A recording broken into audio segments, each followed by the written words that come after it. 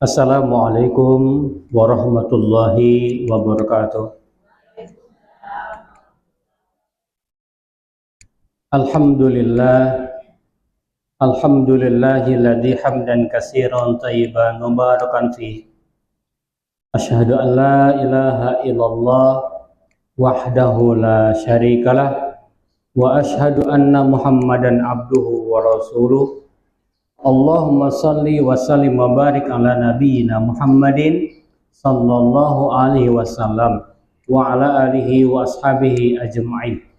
Amma ba'du, qala Allah ta'ala fil Qur'anil Karim, a'udzubillahi minasyaitonir rajim, bismillahirrahmanirrahim. Ya ayyuhalladzina amanu taqullaha haqqa tuqatih wa la tamutunna illa wa antum muslimun. Radina billahi rabba wa bil islami dina wa bi Muhammadin nabiyya wa rasula. Rabbi shrah li sadri wa yassir li amri wahlul 'uqdatam min lisani yafqahu qawli. Allahumma inna nas'aluka ilman nafi'an wa rizqan thayyiban wa amalan mutaqabbala. Amin Allahumma amin.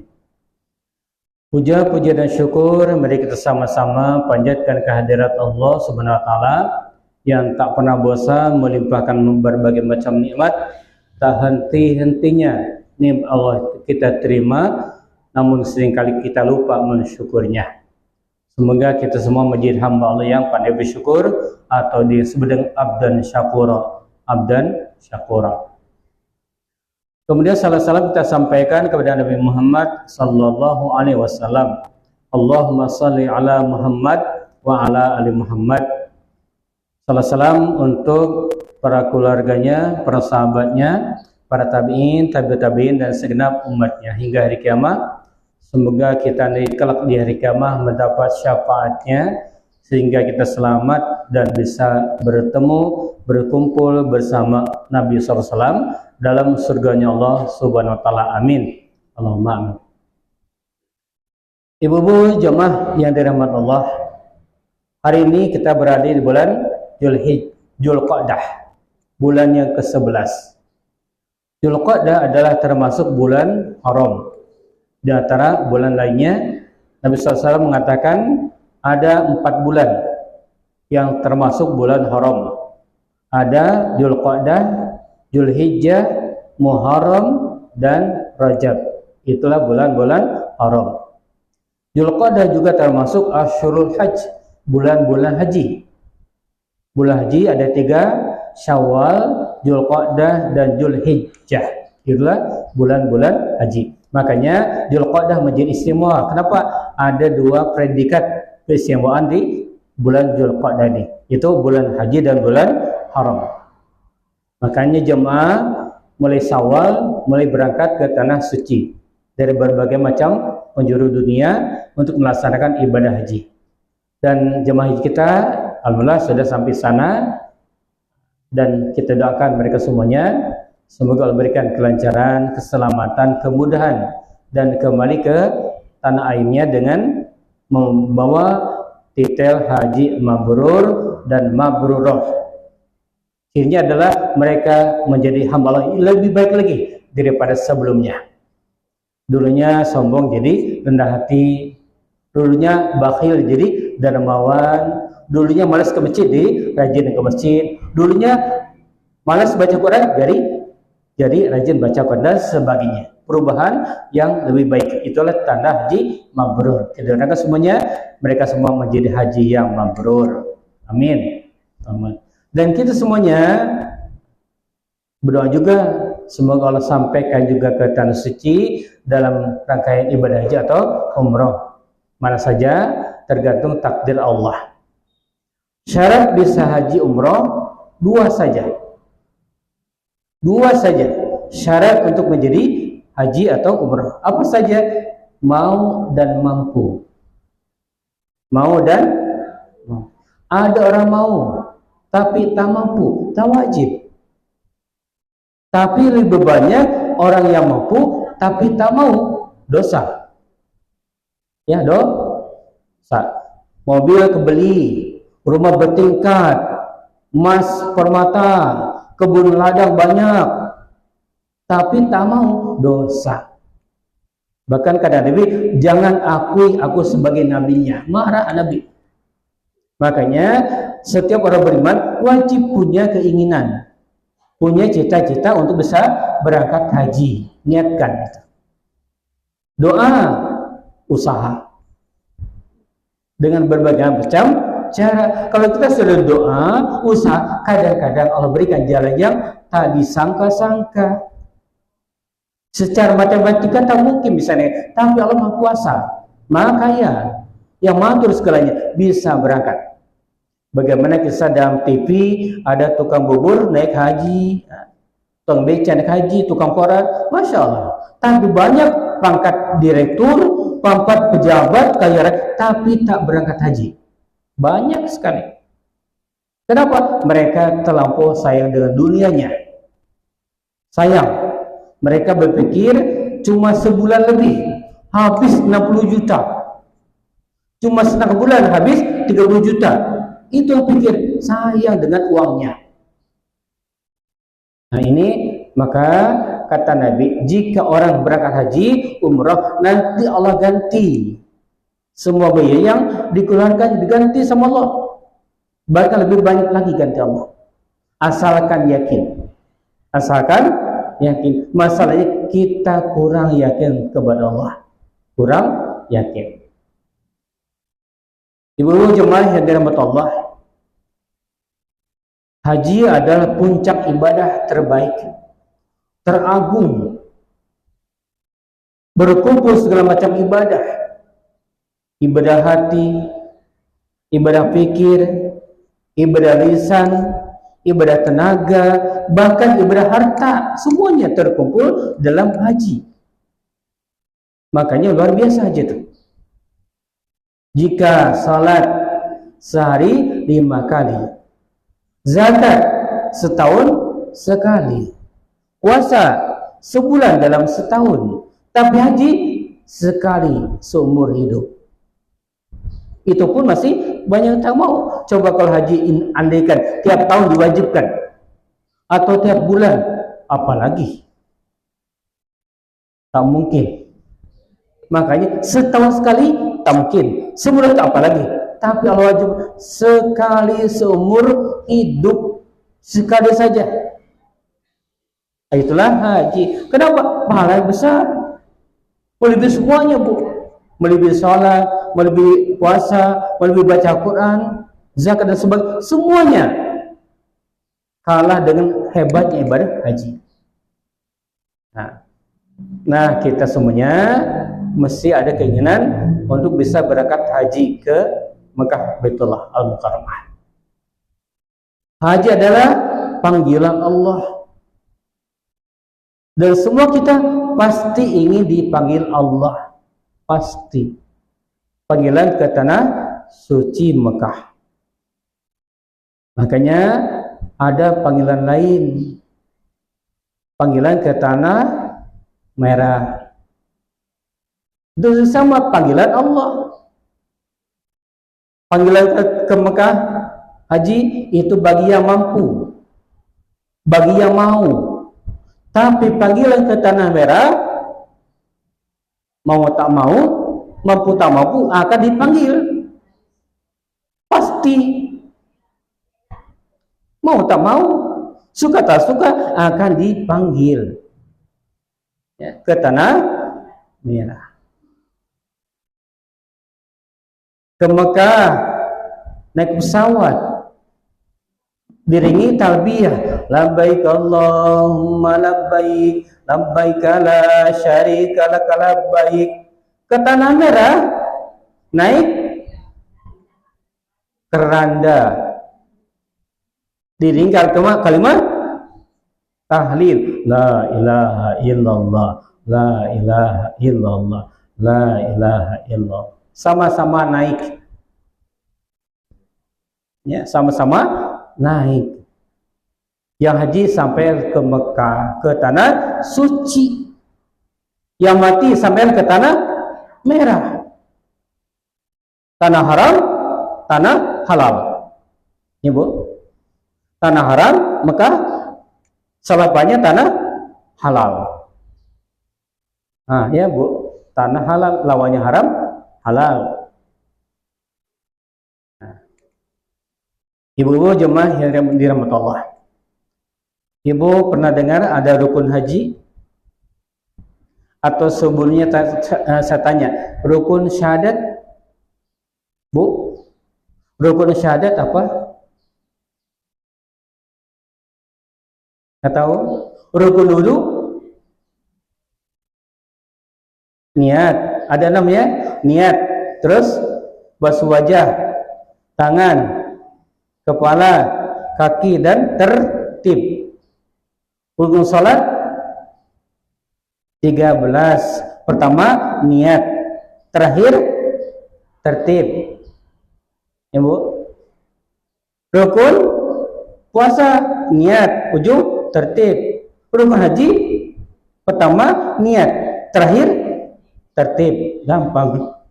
Yang kedua, yang ketiga entahlah Pak. Yang pertama dan terakhir tahu gitu. Ya. Rukun haji, ya. Ini dari sekarang belajar ya. Semoga kita bisa naik haji. Amin. Tapi kalau umrah pun boleh Bu. Umrah itu haji kecil. Haji juga tapi haji kecil. Kalau 2 kali, 3 kali, 4 kali kecil, jadi besar bisa Bu. Nah, ya. Dan memang Allah perintahkan haji itu hanya bagi yang mampu, tidak memaksa diri sampai ngutang-ngutang, jual tanah, tidak Bu. Bagi yang berlebih saja, wajib. Jadi usah pikir Bu, yang tak mampu biasa saja, tak lebih uang kita, tak lebih kaya kita, usah pikir, tak wajib. Tak wajib bagi yang memang ekonominya sederhana. Rukun haji pertama ada namanya ihram. Ihram. Apa artinya ihram? Ihram artinya mengharamkan. Mengharamkan. Ada salat awalnya ada takbiratul ihram, takbir yang mengharamkan. Jadi kalau salat takbir haram, segala sesuatu selain bacaan gerakan salat haram semuanya. Makan haram, berbicara haram, bergerak-gerak haram, haram selain bacaan dan gerakan salat haram. Takbiratul ihram. Haji ada ihram. Itu ada pakaian serba putih 2 lembar. Atas 1, bawah 1. Namanya kain ihram. Kalau sudah pakai kain itu, maka haram berbagai hal sesuai dengan ketentuan Islam. Haram memakai minyak wangi, haram motong kuku, mencukur rambut haram, berbantah-bantah haram, bermesar-mesar haram, membunuh binatang kecil haram, mematahkan dahan ranting haram. Banyak haramnya. Banyak haramnya selama ihram, selama memakai kain putih tadi atau mukena. Selagi ihram haram semuanya. Yang tadi halal haram. Bahkan yang tidak sunnah, minyak wangi sunnah, tapi ketika pakai ihram jadi haram, tak boleh. Motong kuku, mencukur rambut sunnah, tapi ketika ihram jadi haram. Itulah ihram, rukun yang pertama. Ini sebenarnya mengingatkan kita akan sebuah keadaan nanti di mana kita semua akan meninggalkan atribut keduniaan. Ya, orang haji kan berangkat meninggalkan anak istrinya, meninggalkan pekerjaannya, meninggalkan hartanya, meninggalkan dunianya. Lu tinggalkan dia untuk memenuhi panggilan Allah. Jadi orang yang sedang pergi ke tanah suci, baik haji atau umrah, mereka sudah siap dan memang mereka sedang meninggalkan dunianya. Dunia semua ditinggalkannya.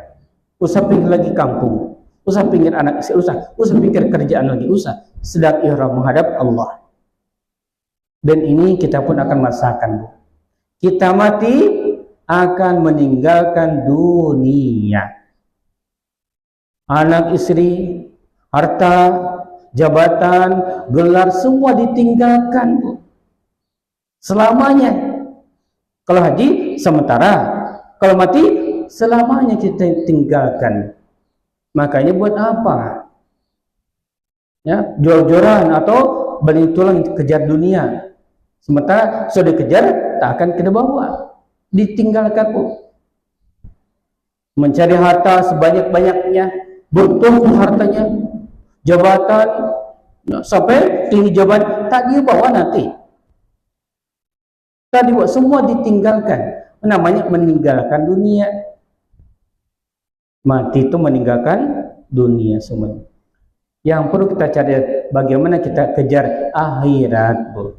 Dunia sudahlah, ada masanya, kira-kira sampai umur 60 tahun, 70 tahun, tapi kita kejar akhirat yang abadi selamanya.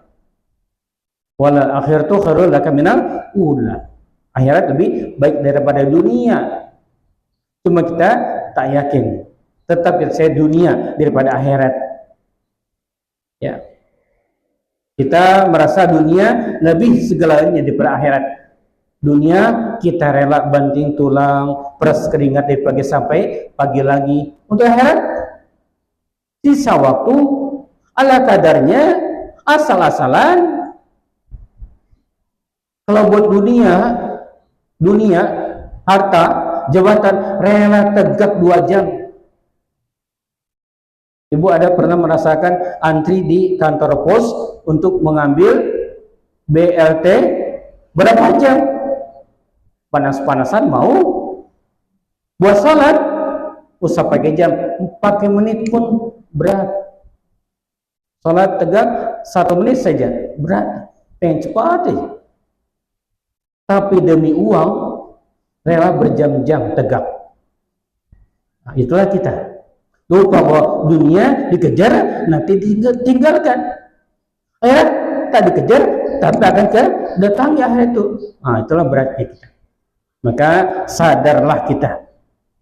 Buat dunia cukuplah dalam genggaman tangan, jangan sampai ke hati, sampai habis-habisan kejar dunia, jangan sampai.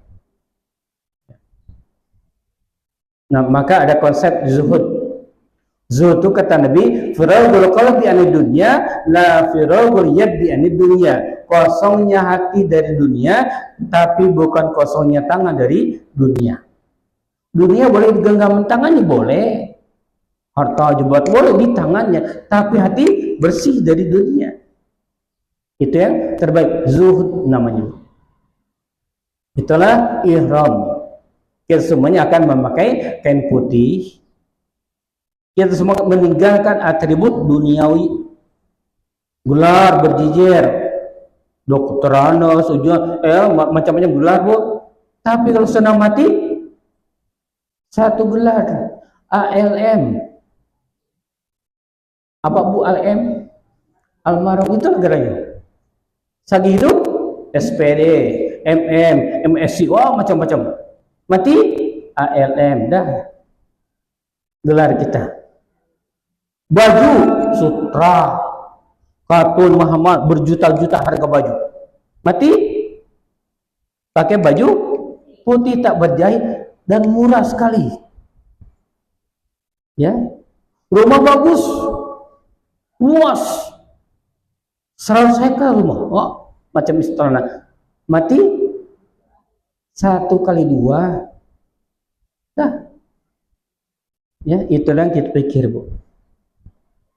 Tidur, kasur empuk, spring bed, empuk, sejuk, AC, mati. Bantalnya tanah, kasurnya tanah, semua tanah. Ketika hidup, kita berteman, suami istri, anak berteman, sejuk. Mati, berteman dengan cacing, ular, macam-macam, Masya Allah. Itulah ihram. Makanya orang sudah haji umrah, seharusnya dia lebih dekat lagi dengan Allah. Satu ihramnya. Yang kedua, Rukun kedua adalah wukuf di Arafah. Wukuf di Arafah. Kenapa di Arafah? Ini juga pelajaran buat kita, Bu.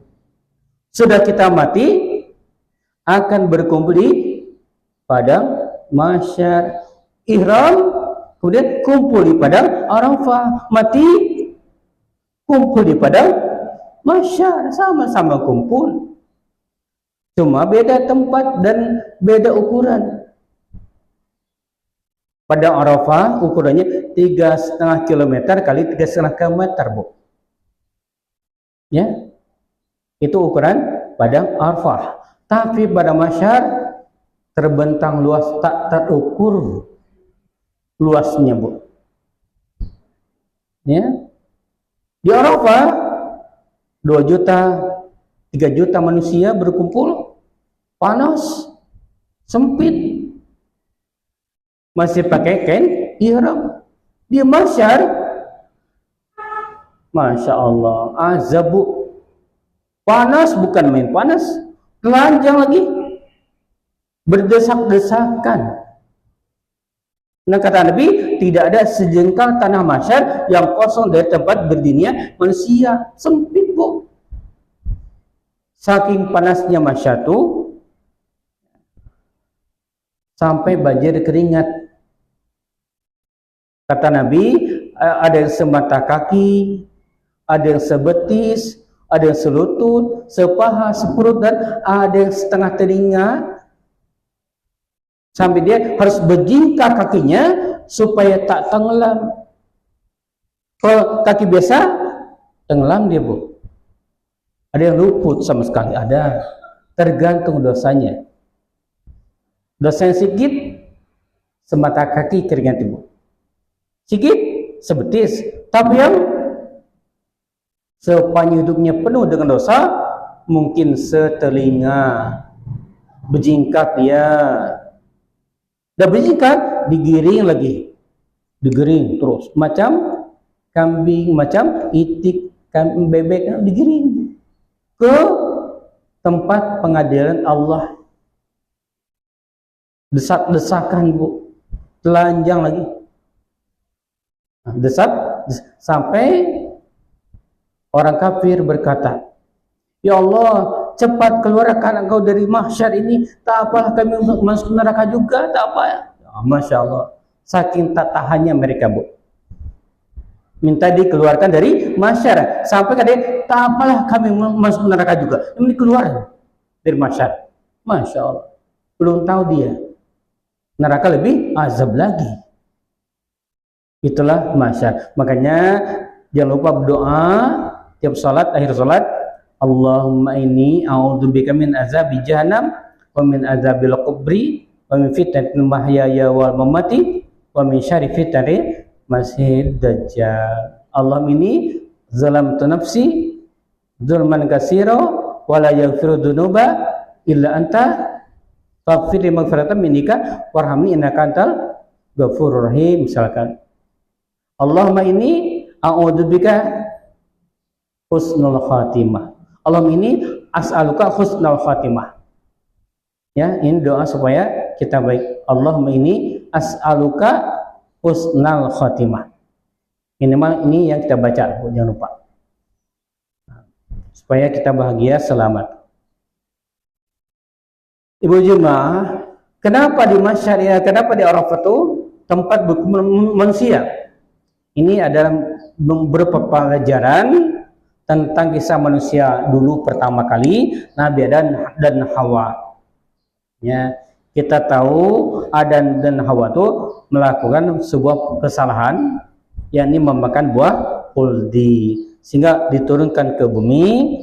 Dan Nabi Adam serta si Hawa, mereka bertobat, menangis, tak berani menengadah, nunduk saja menangis. Saking kering, saking merasa bersalah, kering air matanya, Bu. Dan mereka berdoa, Rabbana zalamna anfusana wa in lam taghfirna warhamna lanakunanna minal khasirin. Ya Allah, kami berzalim, ya Allah. Nah, tolong ampun kami, jika engkau tak ampuni kami akan termasuk orang yang merugi, kata mereka. Berjalan, Bu, tak tentu arah, entah ke mana-mana, entah ke barat, entah ke timur, entah ke utara, selatan, tak tahu lagi. Mereka menangis. Lama, sekitar ulama mengatakan 40 tahun, bertemu kembali Arafah. Bayangkan, Bu, suami istri bertemu, tak bertemu 40 tahun. Betapa rindunya mereka, Bu. Betapa senangnya mereka bertemu lagi setelah berpisah 40 tahun. Ibu, kalau ibu ditinggal suami setahun, rindu gak kita kan? Setahun aja, atau sebulan, atau 3 hari. Ini 40 tahun, Masya Allah. Nah, ketika Adam melihat Hawa, Hawa melihat Adam, hampir tak kenal lagi, Bu. Maka setelah berpikir, yakinlah itu ada pasangan, isinya, suaminya. Maka mereka berlari bertemu, Bu, bagaikan sebuah film. Kata Adam, Hawa, wa. Kata Hawa, Adam, dam. Ketemu lagi, senang mereka, Bu. Menangis mereka, gak bahagia. Kemudian dari Arafah, mereka kemudian melanjutkan rumah tangga sampai ke bukit kasih sayang bernama Jabal Rahmah. Mereka lah berumah tangga sampai punya anak cucu dan seterusnya. Anak manusia semua jadi keturunan Nabi Adam, dan sekarang jumlahnya kurang lebih 8 miliar, Bu, sekarang, Bu. Ya. Kalau 8 miliar dikumpulkan di pada masyar, masih sedikit, Bu. Tapi kalau manusia di pertama sampai manusia terakhir, bukan main banyaknya. Itulah kekuasaan Allah. Wukuf di Arafah adalah untuk mengingatkan kisah Nabi Adam dan Siti Hawa. Maka mereka berdoa.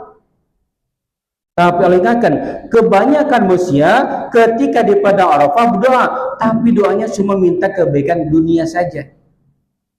Ketika mereka wukuf, Allah, lancarkan usahaku ya Allah, ya Allah berkahi hartaku ya, dunia saja. Maka kalau ingatkan, tolong jangan begitu. Kau minta doa kepada Allah, minta kebaikan dunia dan akhirat. Maka lahirlah ayat Rabbana atina fid dunya hasanah wa fil akhirati hasanah wa qina adzabannar. Misal minta kita baik dunia, baik akhirat, dan selamat dari azab Allah. Itulah doanya, Bu. Jadi doanya yang kita disunahkan perbanyak adalah doa sapu jagat. Rabbana atina fid dunya hasanah wa fil akhirati hasanah wa qina adzabannar. Itulah doa yang terpenting. Yang lain silakan baca. Nah, ini tentang wukuf di Arafah. Kemudian lanjut kepada rukun ketiga. Apa namanya? Tawaf ifadah, tawaf wajib. Berkeliling Ka'bah sebanyak 7 kali. Mulai dari Hajar Aswad sampai ke Hajar Aswad kembali, itulah tawaf 7 kali. Ya. Untuk mengikatkan hati kita dengan rumah Allah. Bahkan kata Allah, sesungguhnya ada ayat, Bu, Ali Imran ayat 96, Inna awwala baitu wudi'a lin-nasi lalladzi bi Bakkata mubarakan wa hudan lil alamin. Kata Allah, sesungguhnya yang pertama kali diciptakan sebagai tempat ibadah adalah Bakkah mubarakah. Jadi Makkah itu ada tempat pertama yang dibuat sama Allah untuk ibadah manusia. Semenjak Nabi Adam turun ke bumi. Jadi Nabi Adam beserta orang beriman semuanya mereka sholat menghadap ke Makkah, ke Masjidil Haram, ke Ka'bah. Sejak zaman Nabi Adam sama semuanya. Itulah riwayat Makkah. Quran menyebut Bakkah, tapi orang Arab kemudian berubah menjadi Mekah. Asalnya Bakkah. Nah, di zaman Nabi Nuh, Mekah, Ka'bah hilang tersapu banjir. Hilang, Bu. dan diketemukan di zaman Nabi Ibrahim. Ketemu, tapi tetap ya, mereka beribadah kepada Allah. Nah, riwayat lain menyatakan ketika zaman Nabi Sulaiman, ya, maka salat umat yang beriman, umat Islam menghadap ke Baitul Maqdis. Dibuatlah Nabi Sulaiman Masjidil Aqsa. Jadi Masjidil Aqsa di Palestina itu adalah dibangun di zaman Nabi Sulaiman alaihissalam. Makanya di samping Masjidil Aqsa ada sebuah kuil bernama Kuil Sulaiman, atau bahasa Inggris mereka Solomon Temple. Solomon Temple. Kalau ketika Kuil Sulaiman, ya. Dan di sebelahnya ada Masjidil Aqsa, tempat ibadah, pusat ibadah, kiblat umat Islam. Sampai Nabi diutus tetap menghadap Al-Aqsa, tetap menghadap Palestina, sampai tahun kedua atau lebih kurang 1,5 tahun setelah hijrah, barulah kiblat kita dikembalikan ke Mekah lagi seperti semula. Jadi sampai Nabi diutus tahun keduanya masih menghadap Al-Aqsa, masih menghadap ke Palestina. Nah, baru kemudian dipindahkan kembali ke Masjid Haram atau Mekah Al-Mukarramah. Ya. Maka di sana ada Masjid Kiblatain, 2 kiblat berada. Kenangan dulu Islam pernah menghadap ke Masjidil Aqsa, Palestina. Ya. Maka itulah sejarah Masjidil Haram, sejarah Mekah. Ada tawaf mengelilingi Ka'bah sebanyak 7 kali. Boleh kita baca apa saja sana, Bu? Tak mesti dibaca yang dalam buku, tapi apa saja yang hafal silakan baca. Islam tak menyulitkan, Islam memberikan kemudahan. Silakan apa saja yang hafal bacalah dalam top tadi. Cuma yang paling gampang biasa adalah berzikir subhanallah walhamdulillah wala ilaha illallah wallahu akbar, terus ya. Itu zikir yang ringkas tapi pahalanya besar. Itu namanya tawaf. Ada di dalam Ka'bah itu sebuah batu bernama Hajar Aswad. Hajar batu, Aswad paling hitam. Batu paling hitam artinya, Bu. Padahal kata Nabi, dulunya batu Hajar putih, lebih putih dari salju. Cuma berubah jadi hitam. Kenapa? Menyerap dosa manusia. Jadi kita kalau buat dosa itu ada titik hitam. Satu dosa, satu titik hitam. Dua dosa, 2 titik hitam. Semakin banyak dosa, semakin hitam hati kita. Nah, ketika berkunjung ke sana, cium Hajar Aswad atau melambai, maka hitamnya hati pindah ke Hajar Aswad dan putih Hajar pindah ke kita. Makanya kata Nabi, orang pulang haji atau umrah maka dia seperti bayi yang baru dilahirkan, bersih dosanya semuanya. Dosa yang bersihkan bukan setahun 2 tahun, semuanya. Itulah kelebihan haji bagian bayi yang baru dilahirkan. Kalau puasa menghapus dosa setahun misalkan, tapi haji semuanya, Bu. Makanya cukup sekali haji. Itulah Hajar Aswad. Ada Maqam Ibrahim. Maqam artinya tempat berdiri Nabi Ibrahim. Karena ketika ketemu lagi Ka'bah itu, Nabi Ibrahim membangun kembali, meninggikan Ka'bah. Yang tersebut banjir, tinggal pondasi saja, maka Nabi Ibrahim membangun kembali Ka'bah, ditinggikan lagi sama Nabi Ibrahim. Makanya kiri adalah Maqam Ibrahim. Ada tempat berdiri Nabi Ibrahim ketika membangun Ka'bah bersama Ismail. Ada lagi sebelahnya Hijir Ismail, batu Ismail. Itulah perjalanan sejarah beliau.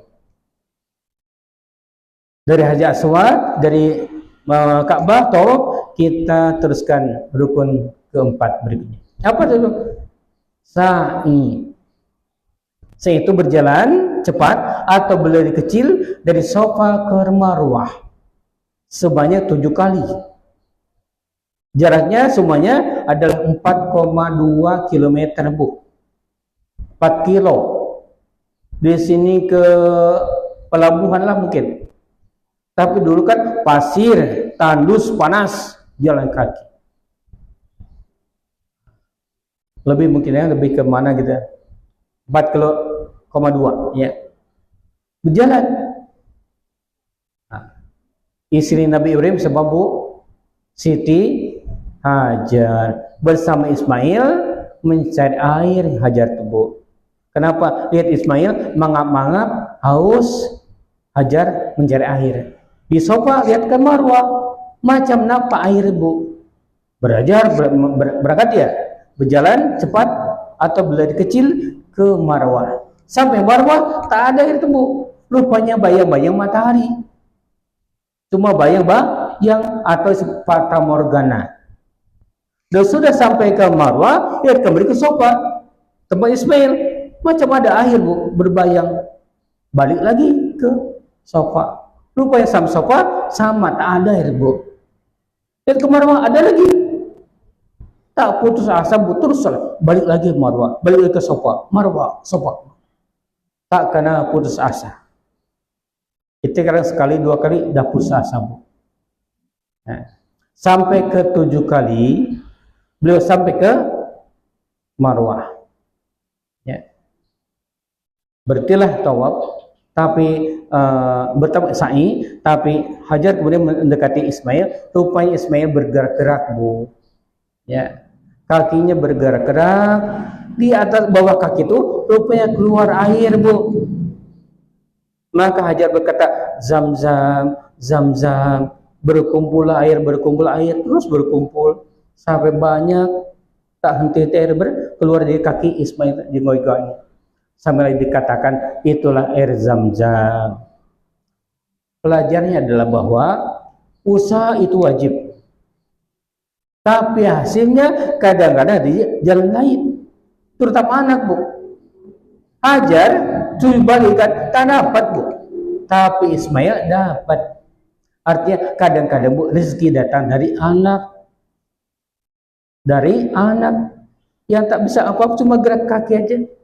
Hajar dah bolak-balik capek dah, tak dapat Bu. Itulah anak membawa rezeki.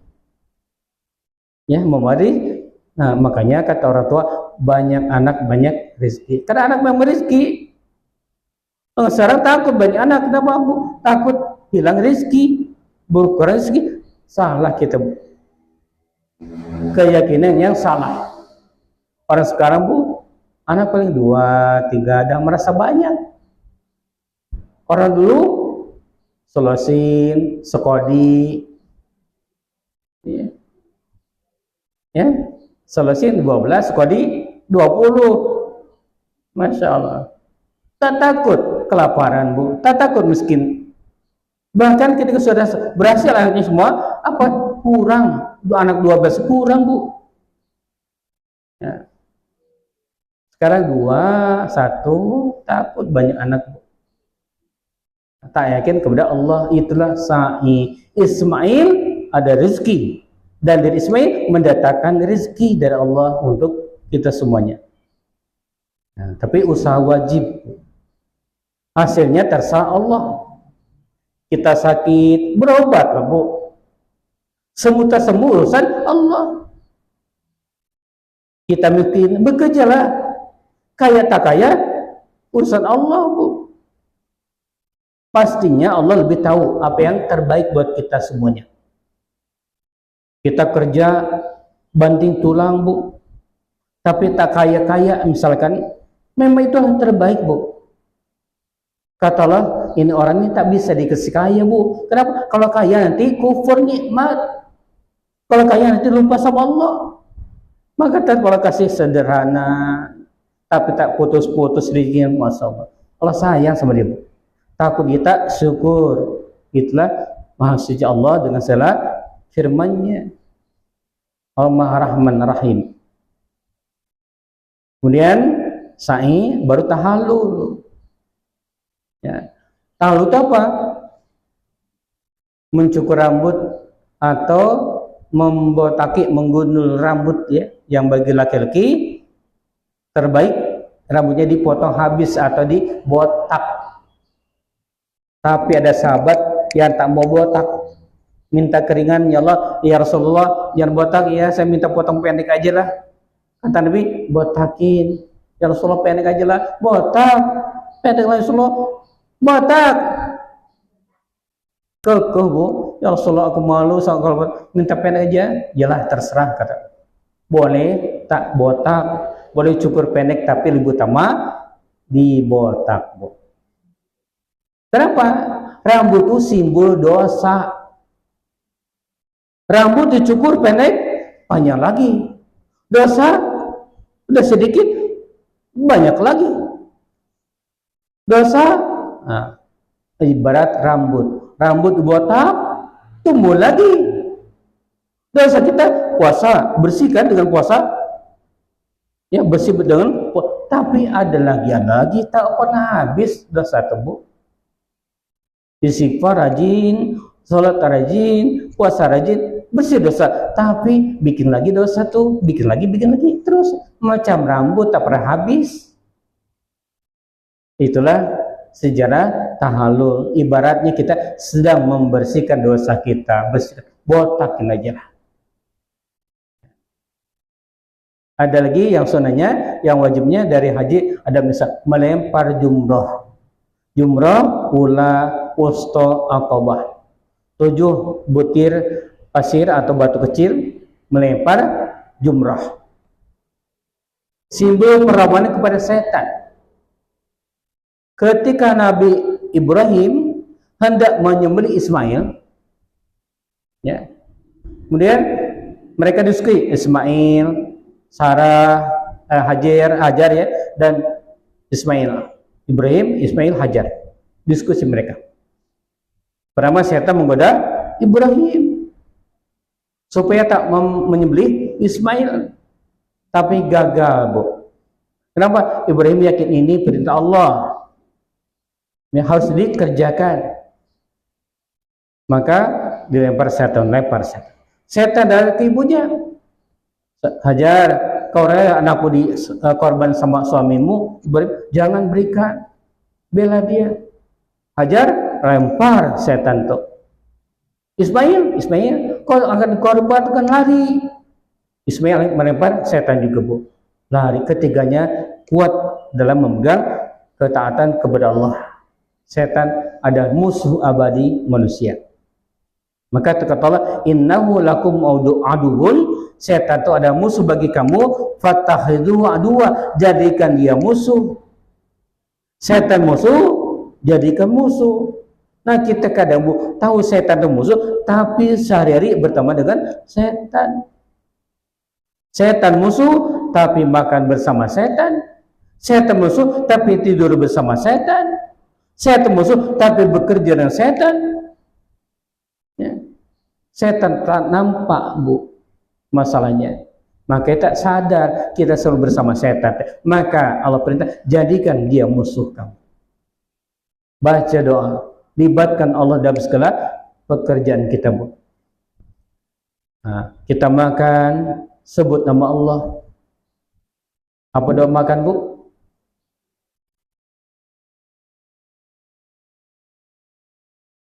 Bima razak.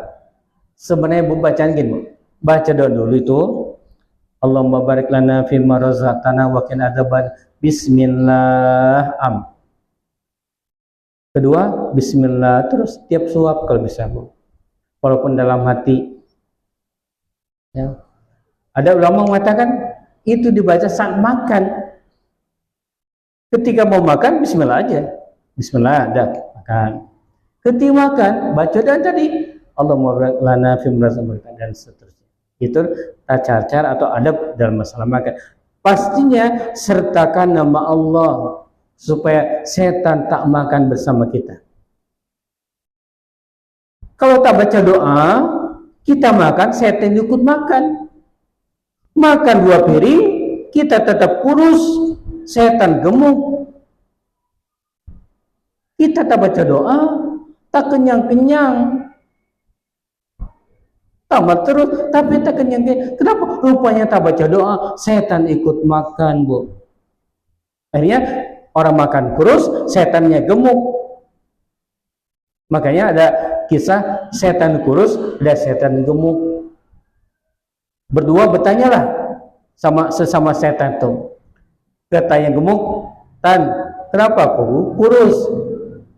Kalau setan kurus, bagaimana bisa gemuk? Tiap dia baca doa, makan, baca, aku tak bisa makan, katanya. Makanya bulu kering, kata setan kurus tuh. Kamu gemuk sekali, kata setan. Aku enak. Rumah ini orang kalau makan tak pernah baca doa. Jadi ikut makan bersama mereka. Makanya gue gemuk, kata setan. Masya Allah. Ya. Itulah lempar jumroh, simbol perlawanan kepada setan yang memang adullah, musuh Allah, musuh kita semuanya. Jangan sampai kita terbalik kembali seperti kisah Nabi Adam dan Hawa, lawan setan. Tidur, baca doa supaya setan tak bersama kita dalam tidur kita. Kita kan pengen anak soleh, Bu. Ketika berkumpul suami istri, baca doa. Kalau tak baca, maka setan yang ketiganya ikut berkumpul bersama suami tadi. Makanya bagaimana bisa anak soleh, Bu? Kita baca doa, tak ingat Allah. Nah, itulah setan, musuh abadi kita, Bu.